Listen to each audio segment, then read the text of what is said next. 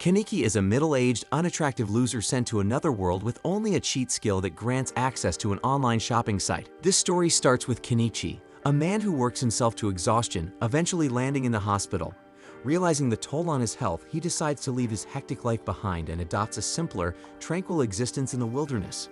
There he spends his days tending to crops, playing with crows, and unwinding by watching Isekai anime while writing in his free time. One day, as he tries to order ingredients online, Kenichi is suddenly transported to a strange and unfamiliar place. Noticing a corpse nearby, he begins to wonder if he somehow ended up in a fantasy world. Drawing inspiration from the Isekai anime he's seen, he decides to try summoning a status screen. To his astonishment, it actually works. The screen confirms he's in another world, but something feels off. Unlike the status screens he's used to seeing in shows, it doesn't display health or magic points, nor does it list any skills. Instead, it shows only two options, one called Shangri-La, so Kenichi gets curious and clicks on it and is surprised to find that it's the very same online shopping site he often used in his old world. Then the other feature available is an item box. Testing it out, Kenichi stores some nearby weeds and finds that retrieving them is just as easy. Just then, Kenichi's stomach growls loudly, reminding him of his hunger, so he decides to try ordering food from Shangri-La, but unfortunately the screen prompts him to insert money, and Kenichi has none. Thinking quickly, he comes up with an idea. He tests whether he can trade items stored in his item box for cash. Sadly, the weeds he picked earlier have no value, leaving him frustrated and empty-handed. Growing desperate, Kenichi's eyes land on the sword sticking out of the nearby corpse. Though hesitant, he decides to trade it in, and to his relief the sword fetches nearly 100,000 yen, finally giving him the funds he needs to buy food. Kenichi then takes a moment to bury the corpse and thanks it sincerely for helping him survive in this strange new world. Afterward, Kenichi uses Shangri-La to purchase a bike, sturdy boots, and a compass to help him navigate. The compass guides him as he searches for a settlement to earn some money. While taking a break, Kenichi prepares a meal using the supplies he ordered and has a revelation. He can use Shangri-La to order goods and then sell them in this world for a profit, so it's the perfect plan to build his fortune. Kenichi enjoys his meal, but his peace is shattered when terrifying monsters emerge from the forest. He gets panicked and scrambles to find a weapon on Shangri-La, and the only option is a bow, but he doesn't know how to use one. He gets desperate and opts for fireworks instead, using them to scare the beasts and buy some time. When the fireworks only provide a brief reprieve, Kenichi quickly orders a slingshot. And to his amazement, it works perfectly, allowing him to fend off the monsters, and he emboldenedly keeps attacking until the wolves retreat. With his heart pounding, Kenichi grabs his gear and flees, using a headlamp he purchased to guide him safely through the dark. By the next morning, Kenichi is relieved to see a city in the distance. On his way, he encounters a merchant named Fuyu, who offers him a ride to the city. Kenichi accepts and introduces himself to another passenger. He explains his plan to do business in the city, but Fuyu is puzzled by his lack of equipment. But then Fuyu guesses that he must be one of those special people with an item box. The other passenger, eager to demonstrate, pulls an instrument from her own item box and begins singing a song about their journey, declaring that Kenichi's story is just beginning. Once in the city, Kenichi thanks Fuyu for the ride by gifting him some pepper. Fuyu is amazed but visibly uneasy, questioning if Kenichi plans to sell spices in the city. He warns Kenichi about Bacopa, a powerful spice syndicate that holds a monopoly on the market, so dealing in spices could attract dangerous attention. Fuyu then loosens up and offers to pay for the pepper, but Kenichi insists it's a gift. But Fuyu, being a proud merchant, insists on paying, making it Kenichi's first sale. Then after Fuyu departs, Kenichi does some quick calculations and is stunned to discover just how much pepper is worth. That evening, Kenichi arrives at a restaurant that doubles as an inn, where the receptionist warmly greets him. He decides to stay the night and pays 1 silver for a room. When the girl asks him to sign his name, Kenichi realizes he doesn't know how to write in this world's language. Embarrassed, he explains that it's not because he's uneducated, but simply unfamiliar with the local script. The receptionist finds his strange attire curious, and Kenichi jokes that it's all part of his business strategy. However, she warns him that the Merchants Guild won't register anyone who can't read, write, or perform basic calculations. To prove he isn't an idiot, Kenichi takes a quick math test and impresses her by solving everything with ease. Reading and writing are still hurdles though, so she offers to teach him how to write his name. The girl then introduces herself as Azalea, and Kenichi strikes a deal. If she teaches him the language, he'll reward her with candy from another country, and Azalea intriguingly agrees. Then when Azalea tastes the candy, she's blown away by its exquisite flavor, feeling like a noble indulging in a rare treat, so she worries that the upper class might confiscate it if they find out. Kenichi, though amused by her reaction, nudges her to begin the lesson. Then as they go over the basics, Kenichi realizes the language shares similarities with the one from his old world. Thanks to Azalea's guidance, he makes quick progress. Impressed by Kenichi's rapid learning, Azalea predicts he'll become a successful merchant, so jokingly says that she might even want to be his mistress someday. But Kenichi reminds her that he's much older than she is and suggests she abandon the thought. But he unintentionally makes things worse by sketching a portrait of her. Azalea, awestruck by the drawing, feels even more special, and between the candy and the portrait, she feels deeply indebted to Kenichi and resolves to repay his Dan kindness. The next morning, Kenichi visits the Merchants Guild to complete his registration. Though the fee is 1 silver, his wallet is running low, leaving him with just 116,000 yen after expenses. Fortunately, the guild allows him to pay in installments, and he receives his official guild ID. Outside, Kenichi wanders through the bustling market, carefully studying the prices of various goods. He notes that a plain plate sells for a small square silver, roughly equivalent to 5,000 yen, while 2 sheets of slightly brown paper cost 1 copper, or about 1,000 yen. As he takes stock of knives and other items, he decides to buy a mixed bag of fruit from a quirky fruit seller with a weird marketing style. The fruit is unfamiliar to Kenichi, and though his item box displays their names, he's still clueless about what they are. Thankfully, Azalea recognizes the fruit and tells him she loves them. Back in his room, Kenichi tries to brainstorm his next steps, but ends up passing out from exhaustion. The next day, Kenichi uses supplies he purchased, including a hammer, to construct a stand for his business. Azalea marvels at the innovative clothespins he uses, remarking how much better they are compared to the flimsy ones she's accustomed to. Her excitement surprises Kenichi, who hadn't realized such a simple item could have value.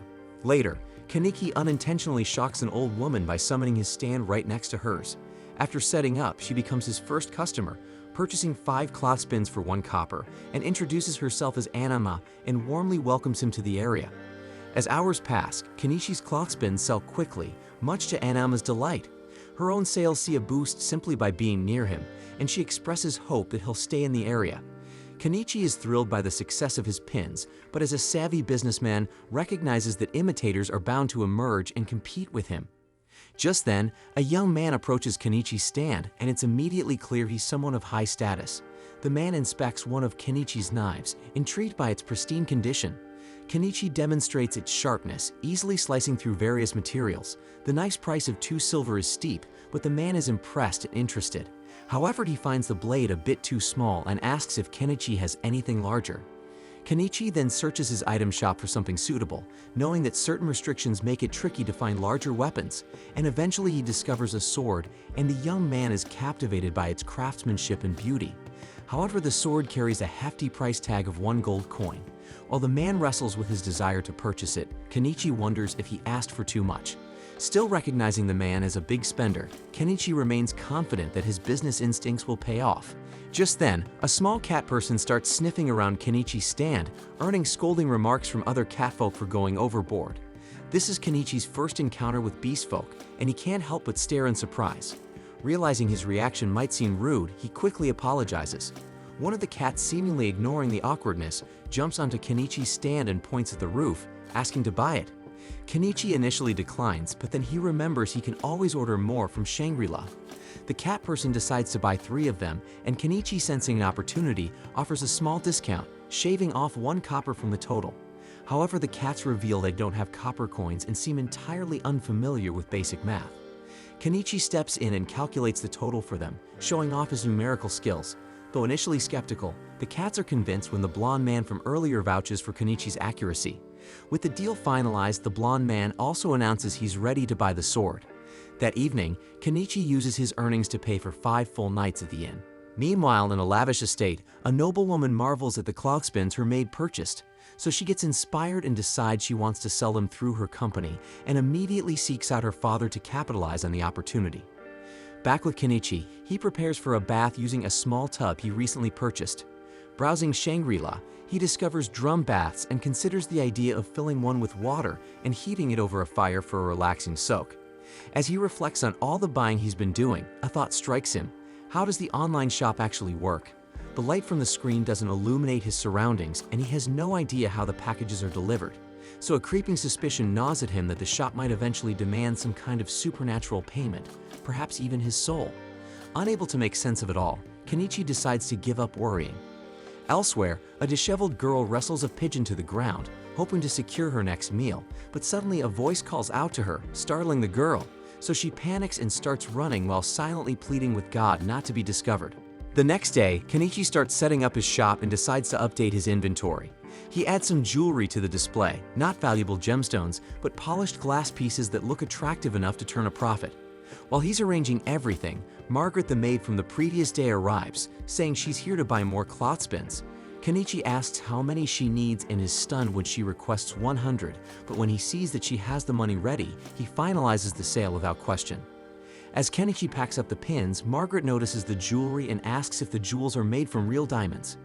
Kenichi explains that they're just polished glass, but their aesthetic appeal makes them popular.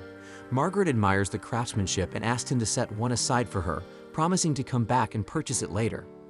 Business continues smoothly for most of the day, but just as Kenichi prepares to close up, the beast folk from the previous day return. Their serious expressions put him on edge, and he worries they might be here to cause trouble. But before he can say anything, the cat girl Miley gets right up in his face and sniffs.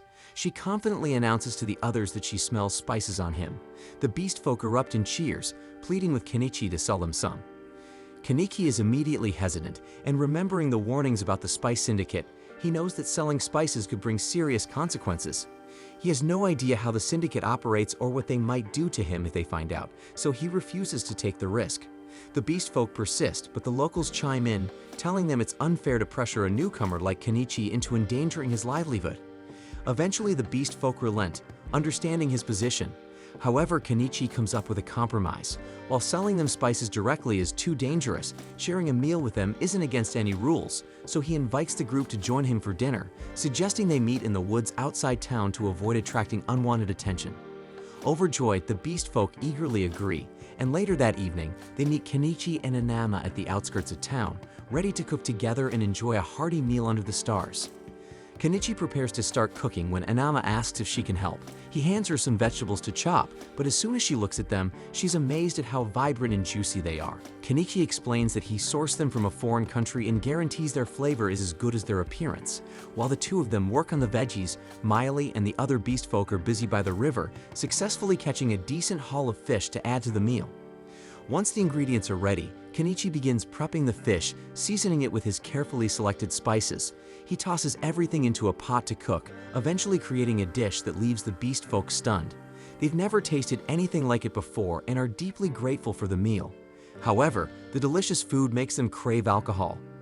Inama tries to talk them out of it, pointing out that alcohol is expensive.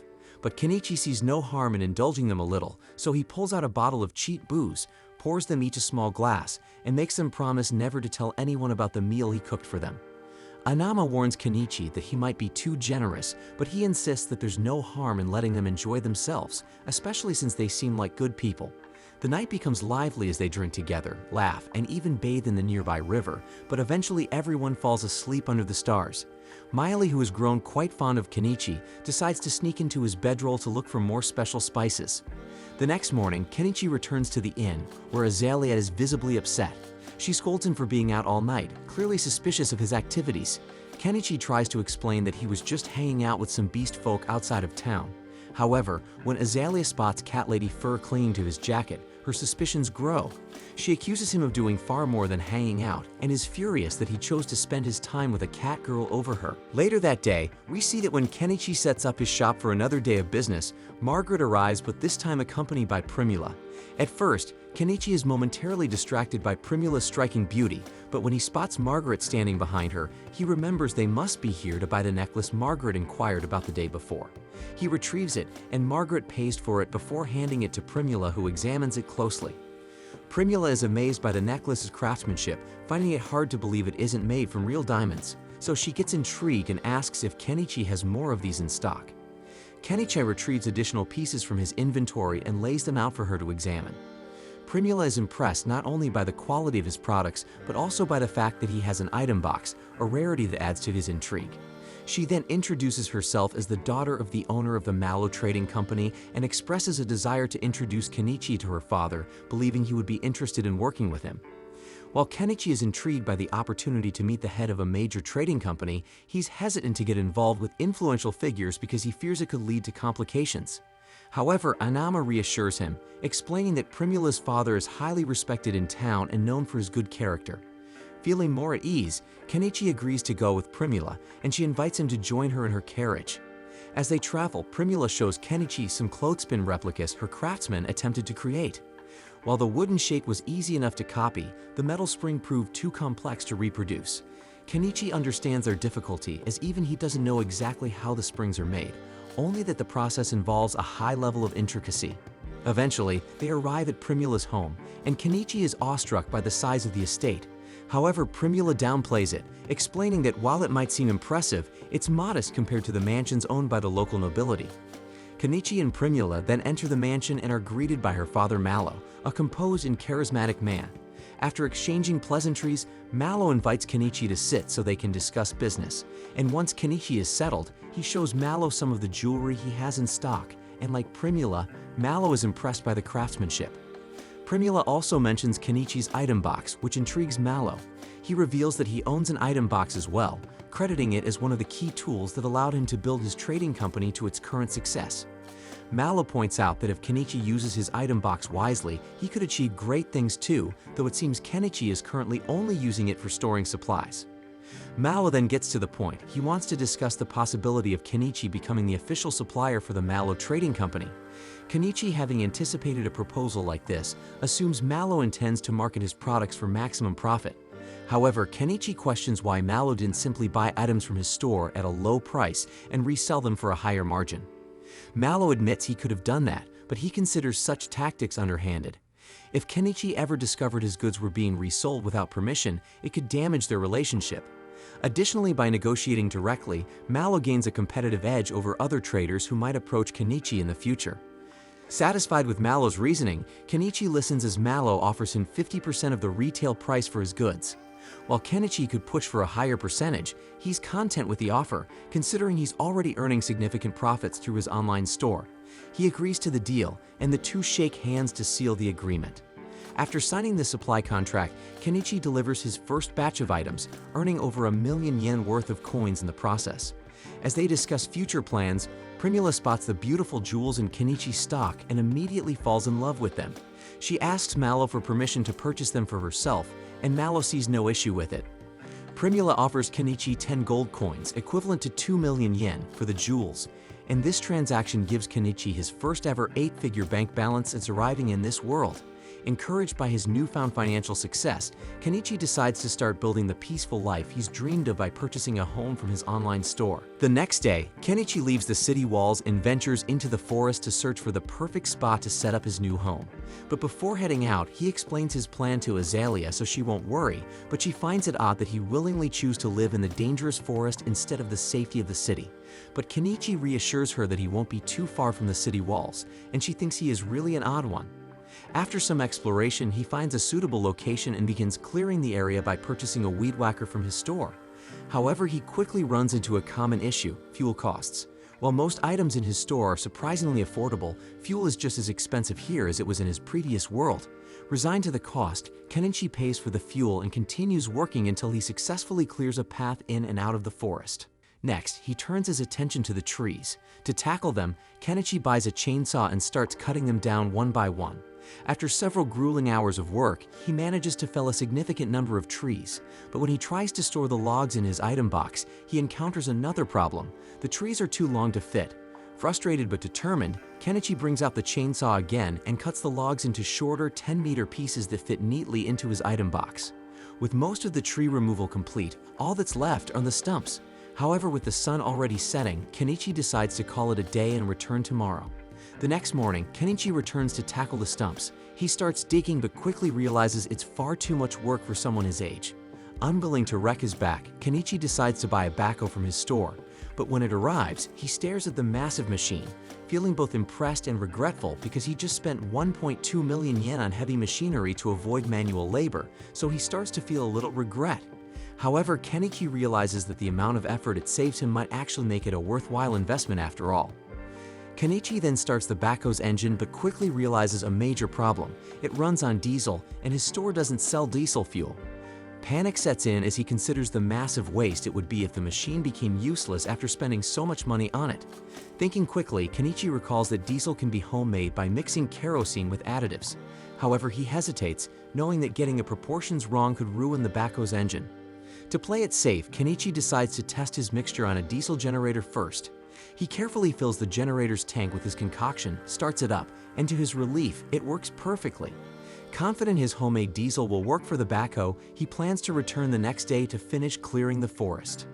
That night, Kenichi realizes another issue. The sheer number of bugs in the woods is unbearable. Determined to solve the problem, he visits a local magic shop the next day to purchase some bug-repellent magic stones. The shop's wizard owner greets Kenichi and asks where he's from since he hasn't seen him around before. Kenichi explains that he's a foreigner who recently opened a shop in town and is looking for bug-repellent stones. The wizard informs him that the stones cost 3 silver coins, which Kenichi finds expensive. Hoping to strike a deal, he offers the wizard 2 oranges as part of the payment. The wizard, intrigued by the exotic fruit he's never seen before, agrees to the trade and lowers the price.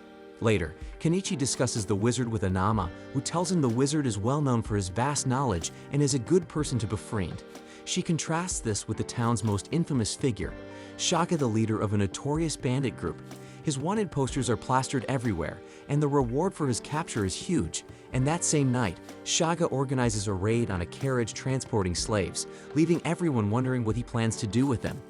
The following day, Kenichi returns to the forest, finally ready to use his backhoe. His earlier regrets vanish as he discovers how much easier the machine makes his work and how much fun it is to operate. With the stumps cleared, Kenichi feels unstoppable in his quest for a peaceful life in the woods. However, his excitement is tempered by the realization that his bank account is running dangerously low after purchasing the backhoe.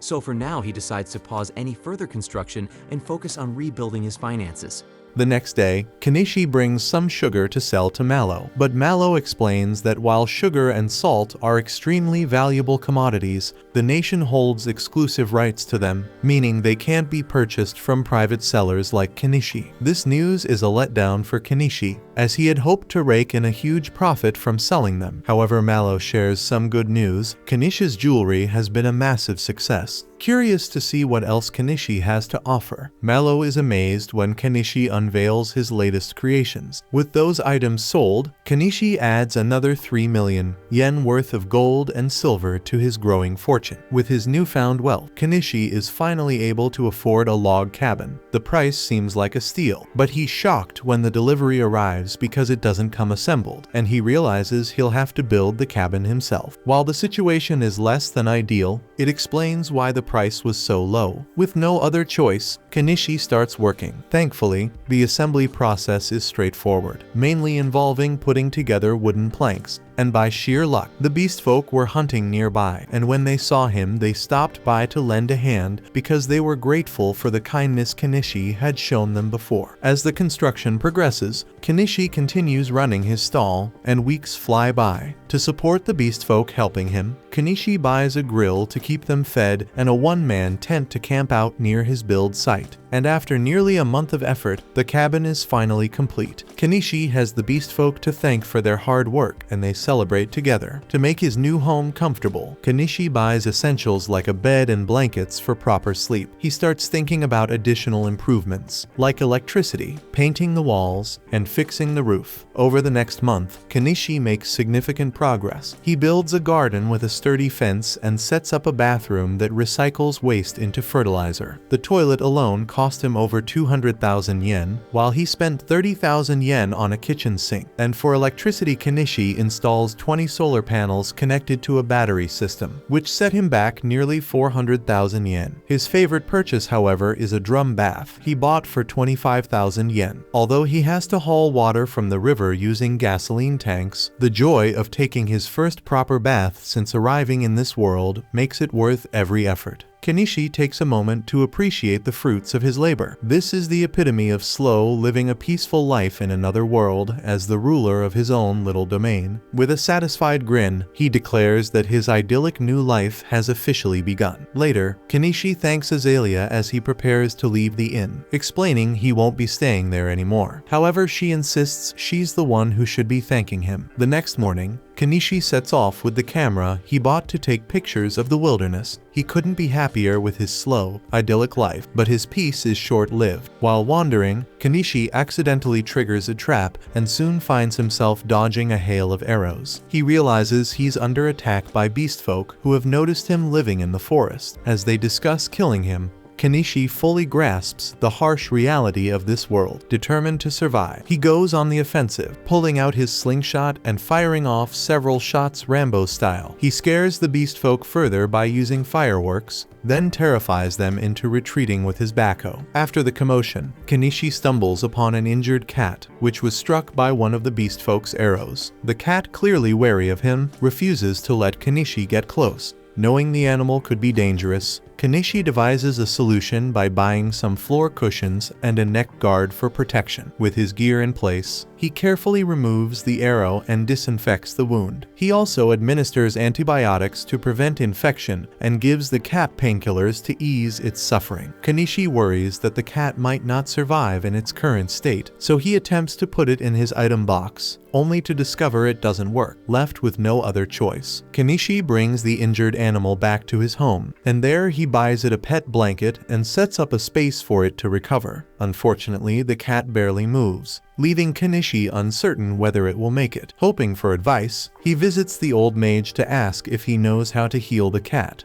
but the mage only suggests selling the hide for profit. Anama doesn't have any solutions either, but Miley offers some helpful information. She explains that bobcats are revered as messengers of the gods and expresses her desire to see it. Returning home, Kenichi is relieved to see that the cat has started eating. Miley identifies the attackers as dogmen responsible for firing the arrow, and to stop the cat from licking its wound, Kenichi buys it a collar. Impressed by Kenichi's kindness, Miley decides to thank him on the bobcat's behalf. She then hunts down some birds, and Kenichi prepares them on a portable grill, and after seasoning the meat, Miley takes a bite and is blown away by the flavor. She then asks to stay the night so she can help keep an eye on the bobcat and doesn't even mind that Kenichi only has one bed. Days later, the bobcat shows signs of a full recovery, so Kenichi shifts his focus to farming. He buys plants and fertilizer from Shangri-La, but realizes that hauling water from the river every day would be a nightmare. To solve this, he starts planning to dig a well. That night, Kenichi has a peculiar dream and wakes to find the bobcat nudging him. It seems to have fully healed and wants to go outside, and when he opens the door, it dashes off into the wilderness, and Kenichi wishes it well in its new life. With the bobcat gone, Kenichi decides to take a short break from his stall and focuses entirely on digging the well. To do this, he purchases an earth drill and an electric well pump.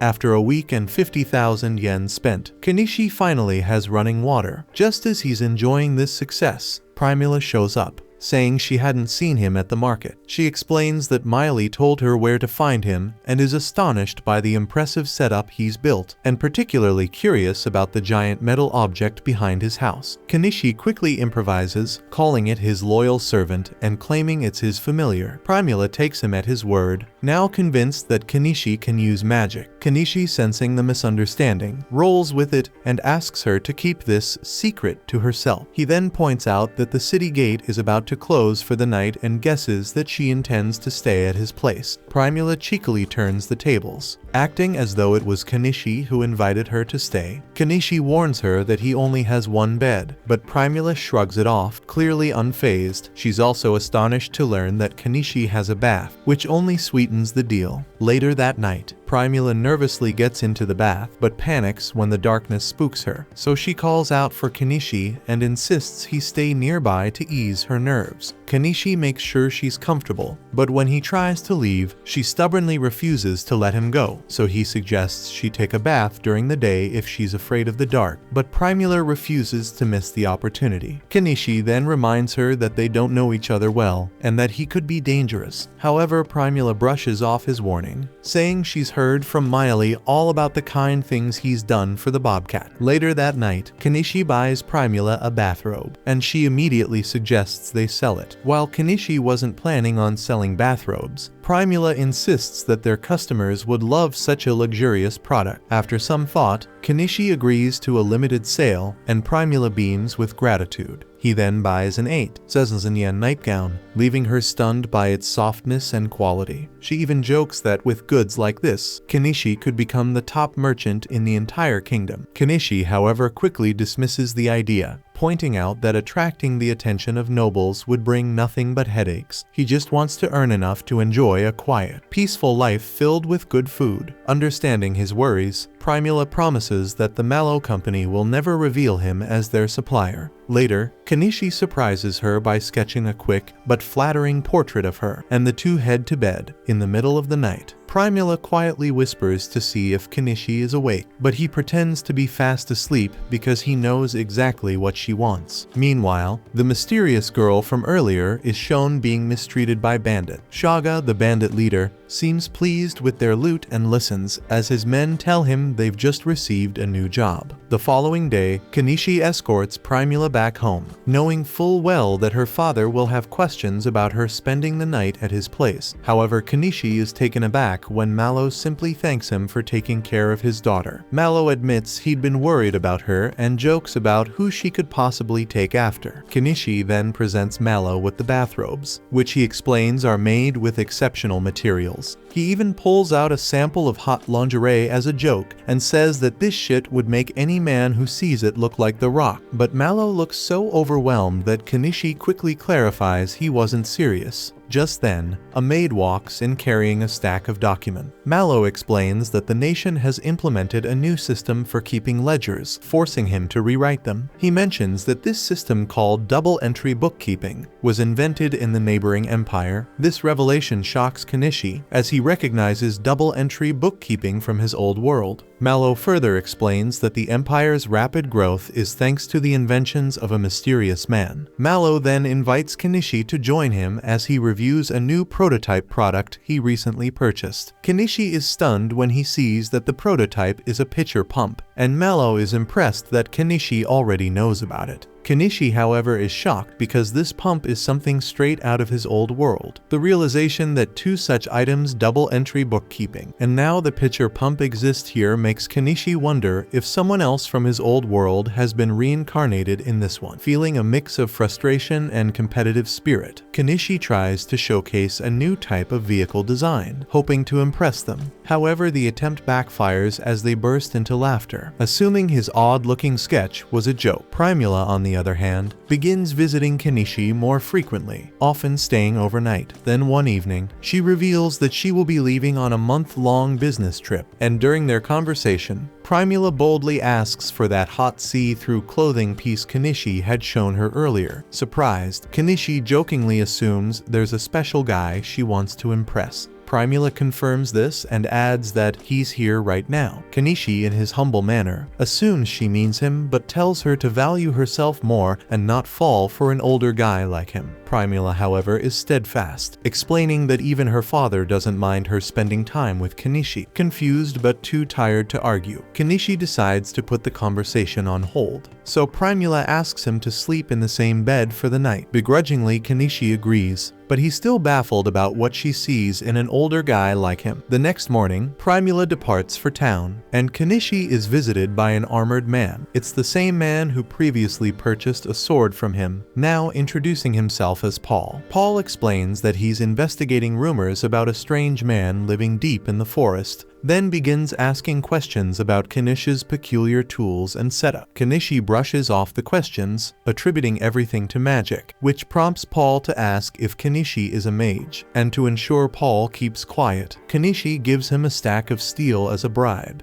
explaining that he's out of swords, but Paul can take the steel to a blacksmith to have one made. Grateful for the gift, Paul decides to share an intriguing rumor he's heard. He tells Kenichi about a mage in the Empire who has demonstrated a bizarre, unheard of spell. This spell apparently creates a large amount of a yellowish dipping sauce that the mage refers to as mayo something. Kenichi's jaw drops as Paul confirms that it's called mayonnaise. Furthermore, Paul adds that this same mage is rumored to have taken down a ferocious dragon. Kenichi is dumbfounded, wondering not only how someone could defeat a dragon with mayonnaise, but also what kind of person managed to reincarnate into the Empire. Thanks for watching. Subscribe to not miss the next part.